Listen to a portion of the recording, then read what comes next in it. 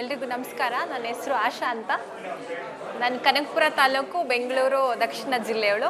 ನಾನು 2018ನಲ್ಲಿ ಇಲ್ಲಿ CDPO gazetted officer ಹುದ್ದೆಗೆ ಸಂದರ್ಶನ ತರಬೇತಿ ಪಡ್ಕೊಂಡು ಫಸ್ಟ್ ಬ್ಯಾಚ್ ರಾಜ್ಕುಮಾರ್ IAS ಅಕಾಡೆಮಿಯಲ್ಲಿ ಫಸ್ಟ್ ಗೆಜೆಟೆಡ್ ಆಫೀಸರ್ ಆಗಿ ನಾನು ಸೆಲೆಕ್ಟ್ ಆಗಿದ್ದೀನಿ ಅಂತ ಹೆಮ್ಮೆ ಇದೆ.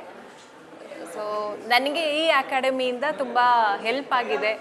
ವಿತೌಟ್ ಫೀಸ್ ನನಗೆ 3 ಮಂತ್ಸ್ ಕೋರ್ಸ್ ಕೂಡ ಕೊಟ್ಟಿದ್ದಾರೆ. ಯಾವ ರೀತಿ ಇಂಟರ್ವ್ಯೂಗೆ ಸೆಲೆಕ್ಟ್ ಆಗಬೇಕು, ಯಾವ ರೀತಿ ನೀವು ಮಾತಾಡಬೇಕು, ಇನ್ಕ್ಲೂಡಿಂಗ್ ಸ್ಯಾರಿ ನೀವು ಹೇಗೆ ಪ್ರೆಸೆಂಟ್ ಮಾಡಬೇಕು ಅನ್ನೋದನ್ನೆಲ್ಲ ನನಗೆ ಕಲಿಸ್ಕೊಟ್ಟಿದ್ದಾರೆ.